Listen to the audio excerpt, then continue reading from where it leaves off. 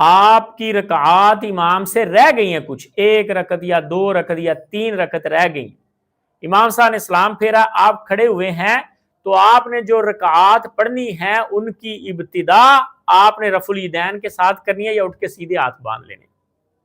بڑا زبردست سوال ہے اور بہت ہمارے ہاں یہ غلطی پائی جاتی ہے۔ اللہ کے بندو، امام سے رہی ہوئی نماز کو شروع کرنے سے پہلے رفع الیدین کرنے کی ایک بھی دلیل موجود نہیں۔ کوئی ایک ایسی روایت ہو جس میں ہو کہ امام سے رہی ہوئی رکعات پوری کرنے سے پہلے آپ نے رفع الیدین کرنا ہے؟ کوئی ایک بھی ایسی روایت نہیں۔ اصل جگہ کیا ہے رفع الیدین کی جو روایات میں موجود ہے؟ وہ جگہ ہے کہ نماز شروع کرنے سے پہلے، اب چونکہ آپ نماز شروع کر چکے ہیں، پہلے سے آپ نے ایک یا دو رکعت یا تین رکعت پڑھ لی، اب آپ نماز تو نہیں شروع کر رہے، آپ تو اپنی نماز کو مکمل کر رہے ہیں۔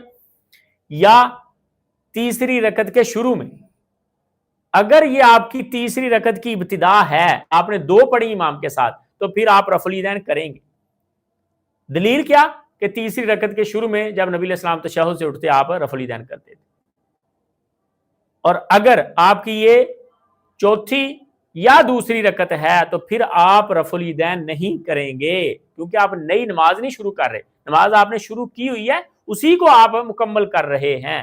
اس لیے یہاں رفع الیدین ایک ہی صورت میں کیا جائے گا جب آپ تیسری رکعت کی ابتدا کر رہے ہیں اور دو رکعت آپ نے امام کے ساتھ پڑھی۔ جی